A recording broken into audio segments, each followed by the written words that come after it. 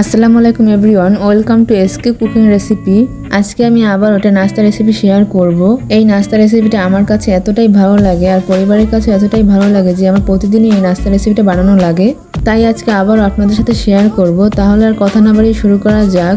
এই নাস্তাটি তৈরি করার জন্য আমি এখানে 2 বাটি পরিমাণ নিয়ে নিয়েছি চালের গুঁড়া, 2 চামচ পরিমাণ ইস্ট, 1 চামচ পরিমাণ বেকিং পাউডার, দিয়ে দিচ্ছি হাফ কাপ পরিমাণ গুঁড়ো দুধ, এখন দিয়ে দিচ্ছি স্বাদমতো লবণ, দিয়ে দিচ্ছি 2 টেবিল চামচ পরিমাণ চিনি। এখন সবকিছু হ্যান্ড উইচের সাহায্যে ভালোভাবে মিশিয়ে নিব।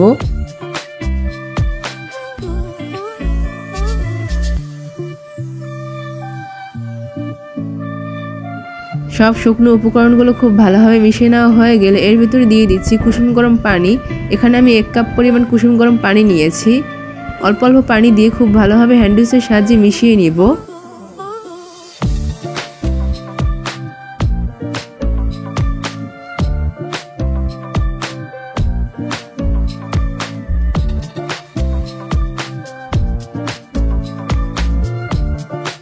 আমি এখানে অল্প অল্প করে পানি দিয়ে খুব ভালোভাবে একটা ব্যাটার তৈরি করে নিচ্ছি।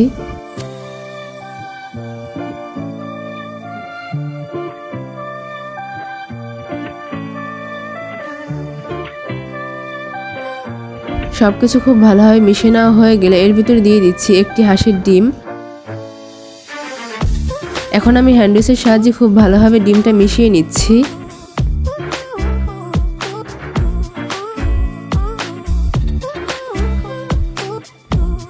আমি এখানে একটা পারফেক্ট ব্যাটার তৈরি করে নিয়েছি। এবার এটাকে আমি আধা ঘন্টার জন্য রেস্টে রেখে দিব। প্রায় আধা ঘন্টা পর ফিরে আসলাম। উপর দিয়ে অনেক বাবলস ক্রিয়েট হয়েছে। এবার আমি আবারও হ্যান্ড উইচের সাহায্যে খুব ভালোভাবে মিশিয়ে নিব।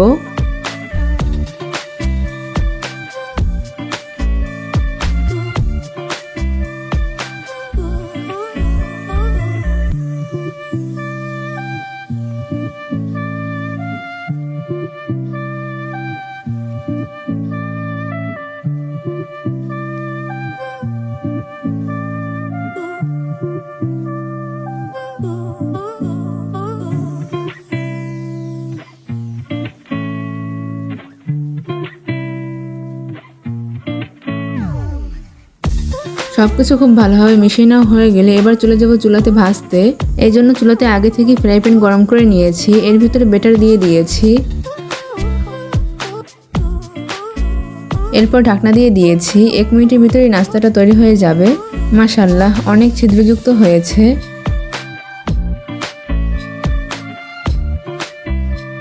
এখন ঠিক একই রকমভাবে সব নাস্তাগুলো তৈরি করে নিব।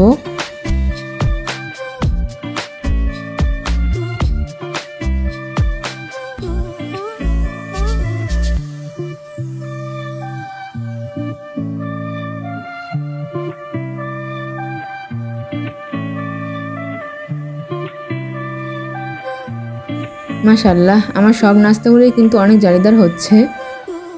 ব্যস্ত সকালে মাত্র 5 মিনিটই এই নাস্তাগুলো কিন্তু সবসময় বাসায় বানিয়ে নিতে পারবেন।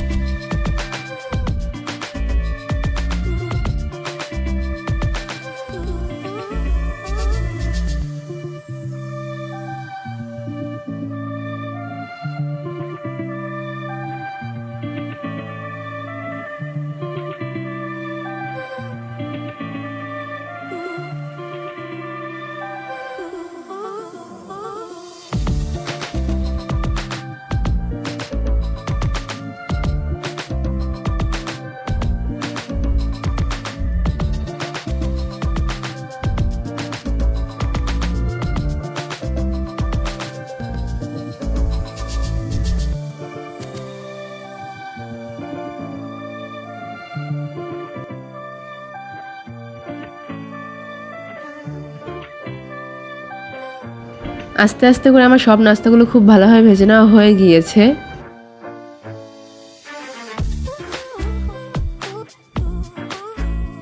মাশাআল্লাহ, নাস্তাগুলো অনেক সুন্দর হয়েছে আর দেখতে অনেক লোভনীয় লাগছে। আপনারা বাসায় অবশ্যই ট্রাই করে দেখবেন। আমি কথা দিচ্ছি আপনার পরিবার এই নাস্তার কথা ভুলতেই পারবে না। ছোট্ট ছোট্ট বাচ্চারা প্রতিদিন আবদার করবে এই নাস্তাটি বানানোর জন্য। আমি 100% শিওর এর স্বাদ কখনই ভোলা সম্ভব নয়। এই নাস্তার স্বাদ এমন সবসময় মুখে লেগে থাকবে। এই নাস্তাটি মুখে দিলেই মিলিয়ে যাবে। আজকে আমি আপনাদের সাথে এমন একটি নাস্তা রেসিপি শেয়ার করেছি, একটু আপনারা কাছ থেকে দেখেন কতটা ছিদ্রযুক্ত হয়েছে। তাহলে আজকের এত সহজ নাস্তা রেসিপি আপনাদের কাছে কেমন লাগলো অবশ্যই আমাকে কমেন্ট করে জানাতে ভুলবেন না। আর একটা লাইক করে সাবস্ক্রাইব করে পাশেই থাকবেন। পাশেই থাকা বেল বাটনটি অন করে রাখবেন, এতে করে পরবর্তী ভিডিও নোটিফিকেশন সবার আগে চলে যাবে। তাহলে আজকে এই পর্যন্তই। আল্লাহ হাফেজ।